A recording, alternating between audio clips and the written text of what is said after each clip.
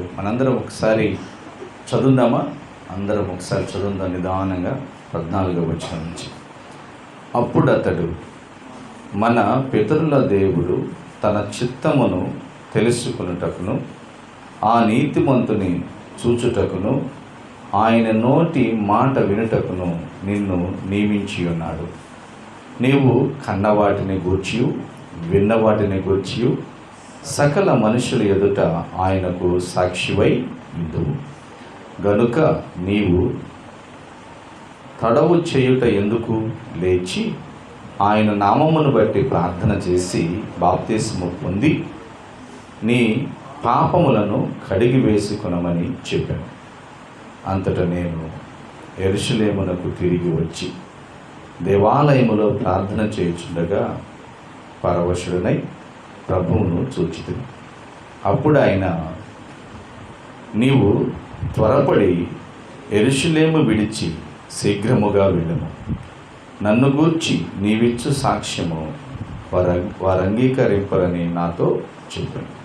అందుకు నేను, ప్రభువా, ప్రతి సమాజ మందిరములోనూ నీ యందు విశ్వాసం ఉంచు వారిని నేను చెరసాలలో వేయచ్చు కొట్టుచు నుంటినని వారికి బాగుగా తెలియను.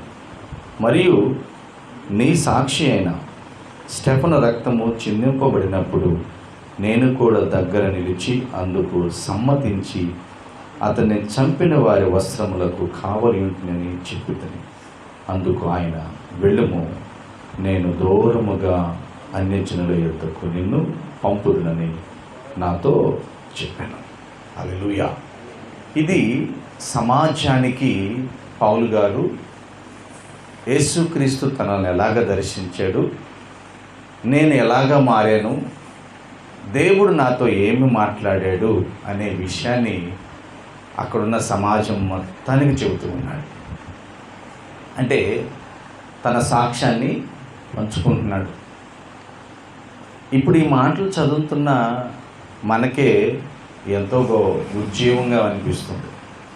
మరి ఆ రోజు కొట్టడానికి వచ్చి చంపడానికి పూనుకున్న వారికి, ఆయన్ని బంధించి తీసుకెళ్తున్న అధికారులకు ఆ రోజు వాళ్ళ హృదయం ఎలా కదిలించబడిందో, గలిబిలైపోయిందో మనం ఎంతో కొంత ఊహించవచ్చు కదా, ఎంతో కొంత. ఎందుకంటే అప్పుడు జరిగిన ఆ గొప్ప ఉన్నతమైన ఆ కార్యం పరిశుద్ధాత్మ దేవుడు ఈరోజు మనం ధ్యానించడానికి ఈ పరిశుద్ధ గ్రంథంలో రాసి ఉంచాడు. ఇప్పుడు 2025 సంవత్సరాల తర్వాత ఆ గ్రంథంలో ఉన్న ఆ జీవము కలిగిన మాటలు చదువుతుంటే మనకు కూడా ఎంతో ఉజ్జీవంగా ఉంటుంది. హల్లెలూయా. పరిశుద్ధాత్మ దేవుడు మనల్ని ప్రేరేపిస్తూ ఉంటాడు, కదిలిస్తూ ఉంటాడు. చూడండి అక్కడ ఏముందో. 14వ వచనం. అప్పుడు అతడు అంటే గత శుక్రవారంలో మనం ధ్యానించాం. యేసుక్రీస్తు ఎలాగా ఆయన్ని కలుసుకున్నాడు, ఎలాంటి వెలుగు ఆయన చుట్టూ కమ్మింది అనేది మనం ధ్యానించేసాం. అదంతా అయిపోయిన తర్వాత అప్పుడు అతడు ఏమన్నాడు? మన పితరుల దేవుడు. ఇక్కడ చక్కని మాట, మన పితరుల దేవుడు. ఇక్కడ 4 విషయాలు చూడండి. తన చిత్తమును తెలుసుకున్నటకు ఆ నీతిమంతుని మాట, చెప్పండి, మాట వినటానికి. చాలా విషయాలు అక్కడ వచనంలో ఉన్నాయి. దేవుని చిత్తమును తెలుసుకున్నటకు ఆ నీతిమంతుని చూచుటకును ఆయన నోటి మాట వినుటకును నిన్ను నియమించి ఉన్నాడు. దేవునికి మహిమ కలుగును గాక. అననీయ ఆ మాటలు చెబుతున్నాడు. సౌలా, నిన్ను దేవుడు ఒక ప్రత్యేకమైన రీతిలో ఏర్పాటు చేసుకున్నాడు. నువ్వు ఎంత ధన్యుడివో తెలుసా? కనులారా నువ్వు ప్రభువును చూసావు. హల్లెలూయా. చెవులారా ఆ నీతిమంతుని యొక్క స్వరాన్ని విన్నావు. హల్లెలూయా. అంతేకాదు ఆయన చిత్తాన్ని నీకు తెలియజేస్తున్నాడు. ఎంత గొప్ప ధన్యత పౌలు గారికి. అననీయ ఈ మాట ఆయనకు చెబుతున్నాడు. నువ్వెంత ధన్యుడివో సౌలా, ఎంత ధన్యుడివో. ఆ నీతిమంతుని యొక్క ముఖ దర్శనాన్ని చూడగలిగావు. ఆయన పలుకులు, ఆయన మాట, ఆయన నోటి మాట ఖచ్చితంగా బైబిల్లో రాయబడి, నోటి మాటను నువ్వు చెవులారా విన్నావు. చెవులారా విని ఆయన చిత్తం ఏందో నువ్వు గ్రహించే అవకాశాన్ని ఆ దేవుడు నీకు ఇచ్చాడు. ఎంత గొప్ప ధన్యత అండి. దేవుని చిత్తము తెలుసుకున్నటకును, ఆయన చూచుటకును, దేవుని మాట, నోటి మాట వినుటకును నియమింపబడిన వాడు అపోస్తుడైన పౌలు గారు. ఆమేన్, హల్లెలూయా. 15వ వచనం ఏంది? నీవు కన్న వాటిని గూర్చియు విన్న వాటిని గూర్చియు సకల మనుషుల ఎదుట ఆయనకు సాక్షివై ఉందువు. నువ్వేదైతే చూసావో, నువ్వేదైతే విన్నావో దాని గురించి నీ ఇంట్లో వారికే కాదు, నీ ఊర్లో వారికే కాదు, సకల మనుషులకు, మనుషులందరికీ దేవుని సాక్షిగా ఉంటావు నువ్వు. అంటే దేవుడు ఎలాగా మనిషిగా ఉండి జీవించగలడో నువ్వు అది చేసి చూపిస్తావు. ఆయన చిత్తాన్ని నెరవేరుస్తావు. ఎంత గొప్ప మాట. ఆయన సాక్షిగా ఉండటం అంటే ఏంది? ఆయనలాగా జీవించటమే, ఆయనలాగా జీవించటమే. ఇప్పుడు నేను ఉదయం లేచాను, ఎన్ని గంటలు లేచాను, ఉదయం లేచి నేనేం చేశాను, నేను నా పనికి వెళ్తూ, నా జాబ్కి వెళ్తూ, నా బిజినెస్కి వెళ్తూ ఎలా వెళ్తాను, ఆ బిజినెస్ లేదా వర్క్, ఆ చేతి పని ఎలా చేస్తాను, అదే యేసుక్రీస్తు అయితే ఎలా చేస్తాడు. నేను ఉదయాన్నే యేసుక్రీస్తు మరియా యేసేపుల కుమారుడుగా ఉన్నప్పుడు ఉదయాన్నే లేచి తల్లికి ఎలాగా చేశాడు, ఎలాగా తల్లి మాటకు లోబడ్డాడు. తండ్రిగా ఉన్న యేసేపు యొక్క వర్క్లో ఆయన ఒక వడ్రంగి. ఆ వడ్రంగి పని చేసేటప్పుడు మరి తండ్రికి యేసుక్రీస్తు వారు ఎలా సహాయం చేశాడు. ఇవన్నీ తెలుసుకుని ఈరోజు నువ్వు సాక్షిగా ఉండాలంటే అలానే జీవించాలి, అలానే జీవించాలి. ఉదాహరణ, ఒక డ్రింక్ షాప్ ఉంది, కార్పెంటర్ షాప్ ఉంది. వెళ్ళాం, నాకు అర్జెంటుగా ఒక డబుల్ కాట్ మంచం కావాలని ఆర్డర్ ఇచ్చాం, అడ్వాన్స్ ఇచ్చాం. అడ్వాన్స్ తీసుకుంది, ఆర్డర్ తీసుకుంది యేసేపు అనుకోండి. ఆయన ఆర్డర్ తీసుకున్నాడు, అడ్వాన్స్ తీసుకున్నాడు. ఈరోజు 19వ తారీఖు అండి, 24వ తారీఖు కల్లా మీకు ఇచ్చేస్తామన్నాడు. రేపు 20వ తారీఖున కూడా ఇంకా కొన్ని ఆర్డర్స్ వచ్చినాయి, వాళ్ళు అడ్వాన్స్ ఇచ్చారు, అవి తీసుకున్నాడు, వాళ్ళకి ఒక డేట్ చెప్పాడు. ఈ క్రమంలో 22వ తారీఖు 23వ తారీఖు వచ్చేసింది. ఈ 19వ తారీఖు తీసుకున్న ఆర్డర్ ఇంకా పని చేయలే, కలపంతా రెడీగా ఉంది. ఇప్పుడు యేసుక్రీస్తు వారు తండ్రిగా పిలువబడుతున్న యేసేపుతో పాటు కలిసి పనిచేస్తున్నాడు, బాలుడుగా, యవన బిడ్డగా. ఏం చేస్తాడు? అయ్యో, మా తండ్రి 24నే ఆర్డర్ ఇచ్చేస్తా అన్నాడు కదా, మర్చిపోయాడు. ఇప్పుడు నేనేం చేయాలి? తండ్రి చిత్తం అంటే ఏంది? మాట ఇస్తే మాట ప్రకారం జీవించాలి. హల్లెలూయా. అవునంటే అవును, కాదంటే కాదు. దీనికి మించి వచ్చినది దెయ్యము నుండి పుట్టినది, సాతాను నుండి పుట్టినది. మీకు పుట్టేది కాదు, నాకు పుట్టేది కాదు. దెయ్యము నీలో పుట్టించింది, సాతాను నీలో పుట్టించింది. అదే యేసుక్రీస్తులో అవకాశం లేదు. సాతానుని జయించిన దేవుడు, హల్లెలూయా. సాతాను యొక్క క్రియలను జయించిన దేవుడు ఆయన. ఏం చేస్తాడు? డాడీ ఎల్లుండి మనం మంచం ఇచ్చేయాలి, మీరు ఇప్పటికే లేట్ చేశారు, ఈ 2 రోజులు ఖచ్చితంగా మనం షాపులో రాత్రి అయినా ఉండి ఆ వర్క్ కంప్లీట్ చేయాలి, ఎందుకంటే వాళ్ళు ఎల్లుండి వచ్చి మాట అంటారు. మనల్ని మాట అనిపించుకోకూడదు, ఎందుకంటే మనం దేవునికి, యేసుక్రీస్తుకి సాక్షులుగా ఉండాలి. హల్లెలూయా. దేవునికి సాక్షులుగా ఉండటం అంటే అది. పౌలు గారితో అననీయ చెబుతున్న మాట అది. అన్నయ్య ద్వారా దేవుడు పలుకుతున్న పదాలవి. ఈరోజు ఈ మాటలు వింటున్న నీవు నిజంగా యేసుక్రీస్తుకి సాక్షిగా ఉండాలంటే, ఈ మాటలు ఆలకిస్తున్న నేను యేసుక్రీస్తుకి సాక్షిగా ఉండాలంటే యేసుక్రీస్తు వలె జీవించాలి. ఆమె మాటలో కానీ, చూపులో కానీ, తలంపులో కానీ, నడకలో కానీ, పడకలో కానీ, కుటుంబ జీవితంలో కానీ, తండ్రి యొక్క బాధ్యతలో కానీ, సమాజంలో పౌరుడిగా ఉండే విధానంలో కానీ, మందిరములో ఒక బాధ్యత కలిగిన వ్యక్తిగా కానీ, అన్నిటిలో ఇదే స్థానములో యేసుక్రీస్తుంటే ఎలా ఉంటాడు?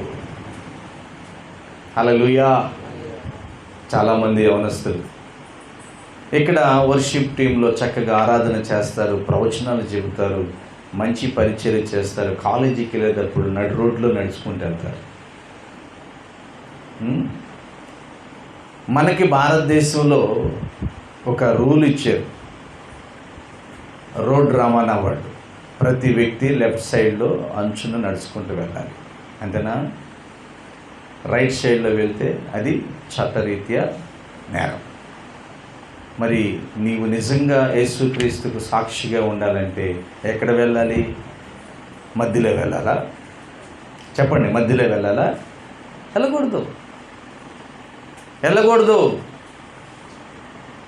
యవన బిడ్డలు యేసుక్రీస్తుకు సాక్షిగా ఉండాలంటే ఎప్పుడు బళ్ళు తోలాలి, ఎప్పుడు డ్రైవింగ్ చేయాలి? భారతదేశ ప్రభుత్వం చట్టం మనకేమిచ్చింది? 18 సంవత్సరాలు నిండిన వ్యక్తి ఒక మెచ్యూర్డ్ అయ్యాడు, తన మనసు తెలిసి, తనకి అన్ని జ్ఞానాలు అర్థమవుతున్నాయి, నిగ్రహం ఉంటుంది, అప్పుడు అతను తోలవచ్చు బండి. ఈరోజు దేవుని బిడ్డలుగా మేము సాక్షులమండి, యేసుక్రీస్తుని ఆరాధిస్తున్నామండి అని చెప్పుకుంటూ ఎప్పుడు ఇస్తున్నారు బళ్ళు? ఎప్పుడు తోలుతున్నారు బళ్ళు? దాన్ని ఎవరు ప్రోత్సహిస్తున్నారు? ఒక తండ్రిగా, ఒక తల్లిగా నువ్వు ప్రోత్సహిస్తున్నావంటే నీ స్థానంలో యేసై ఉంటే ప్రోత్సహిస్తాడా? ప్రోత్సహించడు. అది తప్పు, అది నేరం. అలాగైతే నువ్వు యేసుక్రీస్తుకి సాక్షిగా ఎలా జీవిస్తావు? హల్లెలూయా. హీరో పుక్ అని ఒక బండి ఉండేది నాకు, చిన్నది టీవీఎస్ కంటే కొద్దిగా పెద్దది, హీరో పుక్. ఆ బండి మీదే అందరూ వెళ్తూ ఉంటాం. అప్పుడు యేసయ్య ఎవరో పెద్దగా నాకు తెలియదు. ఆదివారం వెళ్తే ఒక 10 నిమిషాలు కలుస్తా ఆయన ఎప్పుడు నన్ను కలుస్తాడుగా, నేను కలవను ఆయనతో. ఆదివారం ఇంట్లో వాళ్ళు వెళ్తే బాగుండని చెప్తే వెళ్తా. 2, మా తమ్ముడికి నాకు ఒక బిజినెస్ వుడ్ వర్క్ ఉంది. ఆ వారం అంతా బాగా డబ్బులు వచ్చి బాగా తాగాలంటే ఆదివారం వెళ్ళాలి. ఆదివారం వెళ్ళకపోతే దరిద్రం పట్టిద్ది అనే భయంతో వెళ్ళేవాళ్ళం. ఆ టైంలో ఆ హీరో బుక్ని ఇంకా మా సూర్యప్రకాష్ లాగా ఉంటాడు మా అభిషేక్, ముందు కూర్చోబెట్టి వాడి చేత్తోలు ఇచ్చేవాడిని. ఎంత పనికి మాలిన ఉన్నా తెలుసా నేను. కానీ యేసుక్రీస్తుని తెలుసుకున్న తర్వాత మా అభిషేక్కి 18 వచ్చే వరకు నేను బండి ఇవ్వలేదు. వాడు నన్ను మోసం చేసి తోలితే దేవుడు వాడు. దేవునికే మహిమ కలుగును గాక. అర్థమవుతుందా? నేను ఇవ్వలేదు, నేను చెబుతున్నది. నేను ఒప్పుకోలేదు, నేను పర్మిషన్ ఇవ్వలేదు. నేనేమనుకుంటున్నానంటే నా యేసుక్రీస్తుకు సాక్షిగా బ్రతకాలి నా కుటుంబం అనుకుంటున్నాను. ఆమె ఆ యేసుక్రీస్తు సాక్షిగా బ్రతకాలి. నాకు ఇప్పుడు రీసెంట్గా అమ్మిన ఆటోతో నేను క్రీస్తుని అంగీకరించిన తర్వాత 3వ ఆటో అది. సర్వసాధారణంగా కాగితాలు ఫిట్నెస్ లేకపోతే నేను బండి తోలడానికి ఇష్టపడను. ఇన్సూరెన్స్ లేకపోతే నేను బండి తోలడానికి ఇష్టపడను. ఒంటి మీద కాకి సొక్క లేకపోతే బండి తోలడానికి ఇష్టపడను. గొప్పగా కాదు, యేసుక్రీస్తులాగా జీవించాలనేది నా ఆశ. హల్లెలూయా. ఎందుకంటే ఆయన సాక్షిగా బ్రతకాలంటే ఇది దేవునికి మహిమ కలుగును గాక. ఒకరోజు ఒక బ్యాటరీ కోర్టుకి వెళ్ళాం. ఇదిగో ఎదురే ఉన్నాడు బాస్ రవికుమార్.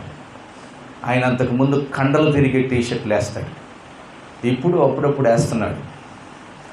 గట్టిగా అంటే ఆడవాళ్ళు వేసుకున్న జాకెట్లు ఉంటాయి చూడు, అంత గట్టిగా గుడ్డు మరి ఎక్కడ దొరుకుతాయో నాకు తెలియదు. అవి అట్లాంటివే కొనుక్కుంటారు. స్త్రీలకు అవి నిర్ణయించబడ్డాయి, వీళ్ళు తీసుకుంటారు. ప్రభు దయ వల్ల యేసుక్రీస్తుని అంగీకరించిన తర్వాత లూజు కాకి షర్ట్ తెచ్చుకున్నాడు, వేసుకున్నాడు. పై బటన్ కూడా పెట్టాలి నాకు, నా వరకు నాకు. ఆయన కూడా పై బటన్ పెడితే ఒక బ్యాటరీ కొట్టాను అన్నాడు. అబ్బో ఏందన్నా నిన్నెప్పుడు చూడలేదే ఇలాగా అన్నాడు. అంటే అంతకుముందు ఎక్కడ 2 గుండీలు తీసి పక్కే కూడా మడిచి చేతులు కండ కనపడుతుందా లేదా, కప్ప కనపడుతుందా లేదా అని తిరిగేవాడు. ఇప్పుడు ఎవరిలాగా ఉండాలనుకుంటున్నారు చెప్పాలి? యేసయ్యలాగా ఉండాలనుకుంటున్నారు. దేవునికి మహిమ కలుగును గాక. సహోదరి తల్లులారా, మీ వస్త్రధారణ మీరు బయటికి వెళ్ళేటప్పుడు, తిరిగేటప్పుడు, పనికి వెళ్ళేటప్పుడు యేసుక్రీస్తు అయితే ఎలా ఉంటాడు ఆలోచించండి. యేసుక్రీస్తు అయితే ఎలాగా, ఎంత హోందాగా ఉంటాడు, ఎంత గౌరవంగా ఉంటాడు ఆలోచించండి. పౌలు గారు అన్నాడు, ఆయన నాకు సాక్షిగా ఉంటాడు. ఆమేన్, హల్లెలూయా. ఆయన నాకు సాక్షిగా ఉంటాడు. ఏం కాదులే అని దొంగచాటుగా చేసే పనులు సాక్షిగా ఉండేవి కాదు. ఏం అవ్వదులే అని చూడట్టుగా పోయే సాక్షిగా జీవితం కాదు. ప్రియ దేవుని బిడ్డరా, 15వ వచనం ఉంటుంది, కన్న వాటిని విన్న వాటిని గురించి సకల మనుషుల ఎదుట ఆయన నాకు సాక్షిగా ఉంటాడు. హల్లెలూయా. మేబీ నువ్వు సంఘంలో వరకే సాక్షిగా ఉంటున్నావా? నీ సాక్ష్యం ఎక్కడ తెలుసా? సహోదరి, నీ బిడ్డల దగ్గర, నీ భర్త దగ్గర నీ సాక్ష్యం తెలిసిపోయింది. ఆమేన్ కదా? సహోదరుడా, నీ భార్య చెప్పింది నీ సాక్ష్యం, నీ బిడ్డలు చెబుతారు నీ సాక్ష్యం. మేబీ బయటకు వచ్చేవారికి గొంతు గురేసుకున్నట్టుగా పెద్ద గాలాడకుండా గుండె పెట్టుకున్న జనానికి బాగా కనపడుతున్నామేమో. అసలు నీ పోకడ, నీ నడక, నీ చూపు నీ గృహంలో తెలుసు కదా. నువ్వు అసలు ఉదయం లేచిన కాడి నుంచి ఎలా బ్రతుకుతున్నావు, ఎలా మాట్లాడుతున్నావో నీ గృహంలో తెలుసు, చూస్తున్నారు వాళ్ళు. మరి అక్కడ నీ సాక్ష్యం ఎలా ఉంది?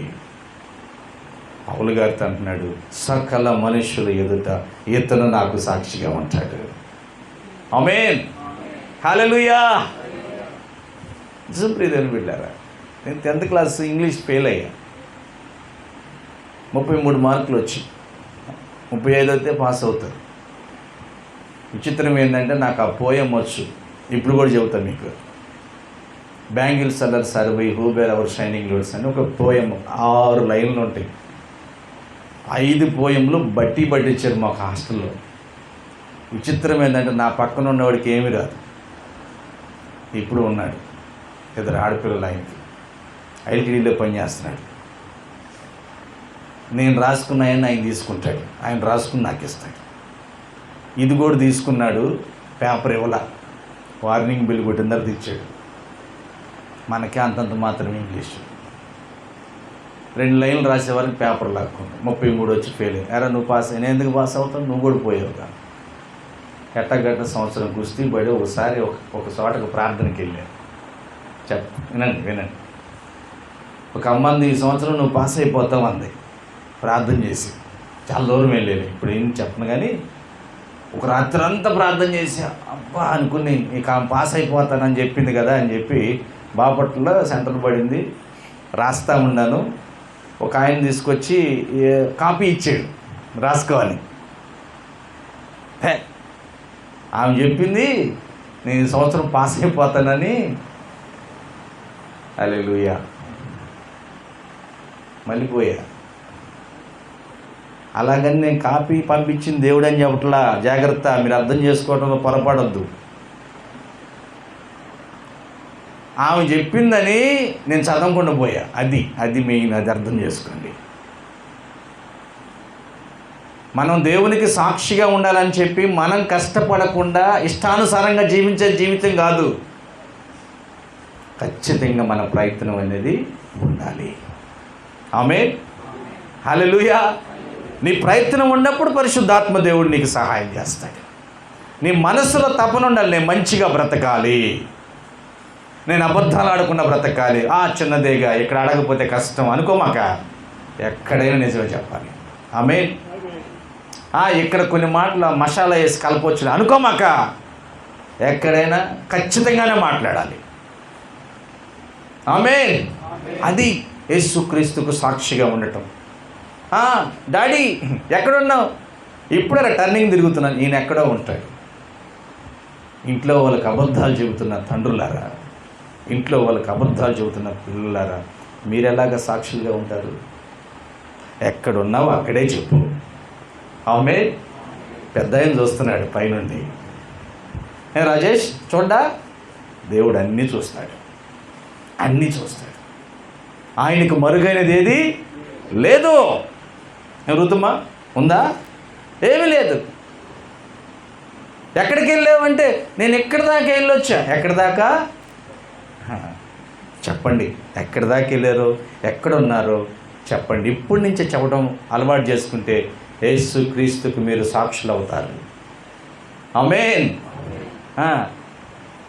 తడబడతారు. ఎక్కడికి వెళ్ళావు నిజం చెప్పరు, తడబడతారు పిల్లలు. ఎక్కడ కూర్చున్నామంటే తడబడతారు. వాడితో ఎందుకు కూర్చున్నామంటే ఆ ఫోన్లో పక్క నుండి చూసే కదా, అవి చెప్పలేరు, తడబడతారు. జాగ్రత్త పిల్లలారా, జాగ్రత్త యవనస్తులారా, యేసుక్రీస్తుకు మీరు సాక్షులుగా ఉండాలి. ఆమేన్. హల్లెలూయా. 16వ వచనం ఏం చెబుతుంది? తడువు చేయుట ఎందుకు? తడవు చేయుట ఎందుకు లేట్ చేస్తున్నావు? మేబీ ఇన్ని మాటలు చెప్పిన తర్వాత కొద్దిగా ఆలోచించినట్టున్నాడు పౌలు గారు. కొద్దిగా నిర్ణయం తీసుకోవడానికి ఆలోచిస్తూ ఉన్నట్టున్నాడు. వెంటనే అనని అన్నాడు, ఎందుకు ఆలస్యం చేస్తున్నావు? లే, ఫస్ట్ ప్రార్థన చెయ్యి, తర్వాత బాప్తిస్మం పొందు. బాప్తిస్మం పొందిన వెంటనే నీ పాపాలన్నీ కడగబడతాయి. ఆమేన్. చాలామంది బాప్తిస్మం పొందడానికి ఇంకా తడువు చేస్తూ ఉంటారు కదా, ఇంకా ఆలస్యం చేయాలి. ఎందుకు?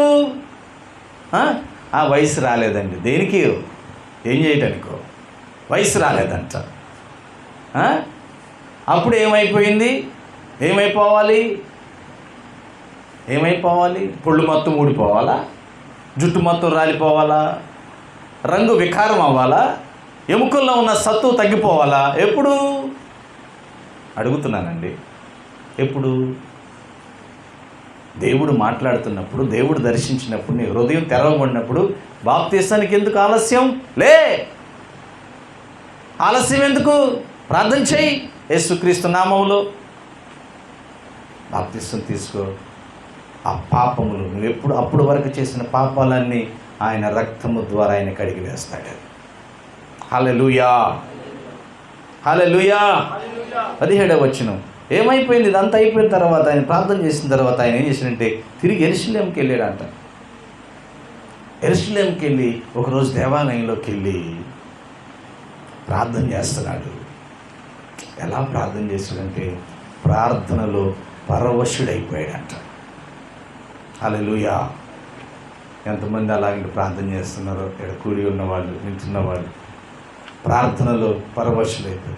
ఒక విషయం తెలుసా, అన్నిటికీ టైం ఉంటుంది, ప్రార్థనకి టైం ఉండదు. మనకి ఊరికి బయలుదేరేటప్పుడు అన్నీ సిద్ధపరచుకుంటాం ప్రార్థన చేసుకోవడానికి. రెండు మాటలు చేయగా ఒక్కన 2 మాటలు చేయి, అది వెళ్ళిపోయింది, బస్సు వెళ్ళిపోతుంది, టైం అయిపోయింది ఇప్పటికి, 2 మాటలు చేయి రూతమ్మా, 2 మాటలు చేయి. ఎంత ఎంత నిర్లక్ష్యమో ప్రార్థన అంటే మనకి కదా, ఎంత నిర్లక్ష్యం. నేను చూశాను భక్తుల్ని, పాలంకులు బండి వెళ్ళిపోతుందని చెప్పినా కానీ ప్రార్థన మటుకు ఆయన అనుకున్నదంతా చేస్తూనే ఉంటాడు. ఆఖరికి ఏమన్నా తెలుసా, ప్రయాణం ఉన్నప్పుడు పాలుగారితో ప్రార్థన చేయించి మాకండి అన్నారు కొంతమంది. నిజం. అంటే ఆయన ప్రార్థనలో అలాగ లీనమైపోతాడు. ప్రార్థన చేస్తున్నప్పుడు ప్రతిరోజు పరవశుడు అవ్వాలి, మనం మరిచిపోవాలి. దేవుడు మన ఎదురు ఉన్నట్టుగా మనం మాట్లాడుతూ ఉండాలి. అప్పుడు పౌలు గారికి దేవుడు మరలా దర్శించాడంట. హల్లెలూయా.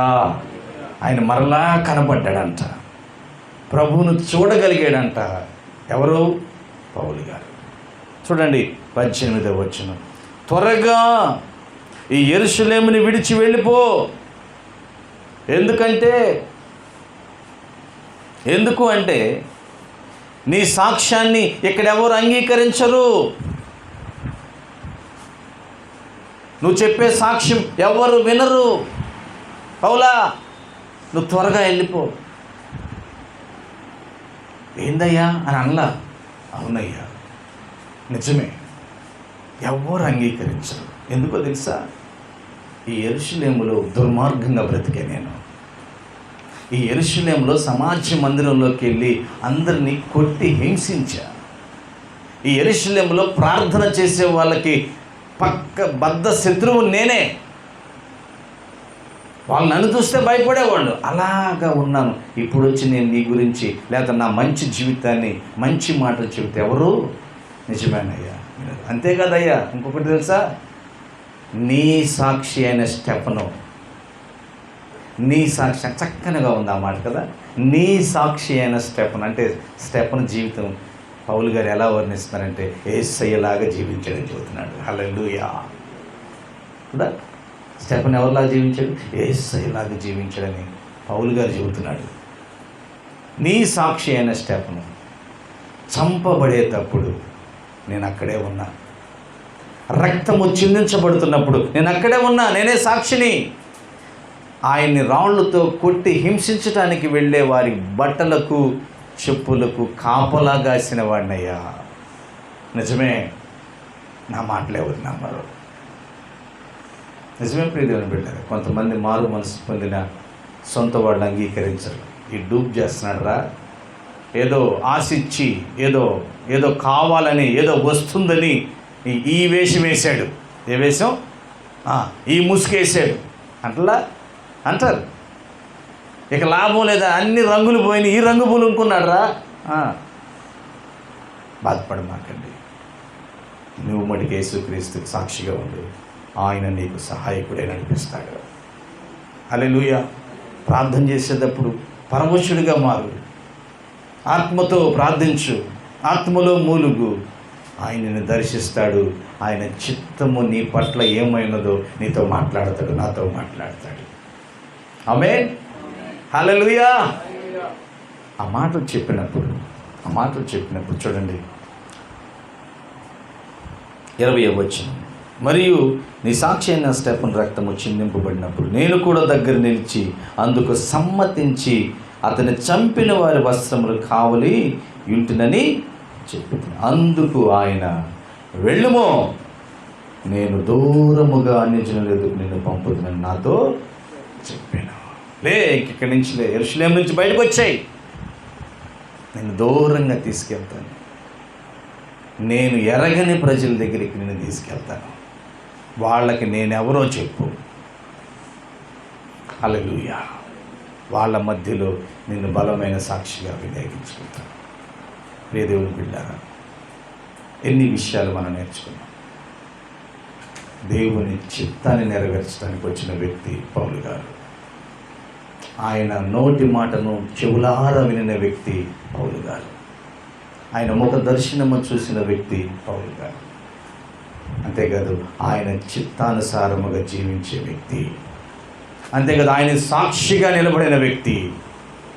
చివరకు ఆయన కోసమే హతసాక్షిగా మారిన వ్యక్తి. దేవుడు ఏం చింత చేస్తూ ఉన్నాడు ఈరోజు? నీ జీవితం ఎలా ఉంది? నా జీవితం ఎలా ఉంది? అప్పచెప్పుకుంటూ వెళుతున్నామా? నిజంగా ఆత్మవశులై బలమైన సాక్షులుగా జీవిస్తున్నామా? నువ్వెలా జీవిస్తున్నావు సహోదరి? నువ్వెలా జీవిస్తున్నావు? నిజంగా క్రీస్తుకు సాక్ష్యంగా ఉన్నావా? నీ ప్లేస్లో యేసయ్య ఎలా ఉంటే, యేసయ్య ఉంటే ఎలా జీవిస్తాడో నువ్వు జీవిస్తున్నావు. ప్రతిరోజు ఉదయం ఒక స్త్రీ గురించి చక్కగా సామెతల్లో ఉంది. ఒక గుణవతి అయిన స్త్రీ, ఒక మంచి స్త్రీ, ఒక మంచి తల్లి ఎన్ని గంటలకు లేచిందంట? 12 గంటలకా? 9:30కా? ఎన్ని గంటలకి? వేకువనే, చాలా పొద్దున్నప్పుడే వేకువనే లేచి ఇల్లంతా శుభ్రపరచుకుని, పిల్లలకు కావాల్సింది చూసుకుని, భర్తకు కావాల్సింది చూసుకుని, అవన్నీ అయిపోయిన తర్వాత తన చేతులతో తన పని చేసుకునేదంట. మళ్ళీ ఆ తర్వాత భర్తకు కానీ పిల్లలకు కానీ అన్నం పట్టుకుపోయిందంట. ఎంత చక్కటి స్త్రీ! అలాంటి స్త్రీ సమాజంలో పొగడబడుతుంది. ఆమేన్. ఉందా మరి సహోదరులు అలాంటి జీవితం? సాక్షిగా ఉండాలి మనం. సాక్షిగా ఏం పర్లేదండి, నో సాక్షిగా ఉండాలి. పురుషులారా ఈరోజు ఏం పర్లేదు, లేకపోయినా ఇబ్బంది. బాధ్యత కలిగిన వ్యక్తిగా ఉండాలి. పని చేసేవాడై ఉండాలి. కుటుంబాన్ని సరిగా పాలించేవాడై ఉండాలి. కుటుంబ అవసరతను తెలుసుకునేవాడై ఉండాలి. పిల్లలతో భార్యతో చక్కటి సమయాన్ని గడిపే వ్యక్తిగా ఉండాలి. ఆయన సాక్షిగా బ్రతకాలి. అలాంటి జీవితాన్ని జీవిస్తూ నీవు నేను కూడా ఆయన చిత్తాన్ని నెరవేర్చేవారిగా ఈ భూమి మీద సకల మనుషుల ఎదుట బలమైన సాక్షులుగా జీవించాలని ప్రభువైన యేసుక్రీస్తు పేరిట తెలియజేస్తూ ఈ కొద్ది మాటలు ముగిస్తున్నాను. దేవుడు మనందరినీ దీవించి ఆశీర్వదించును గాక.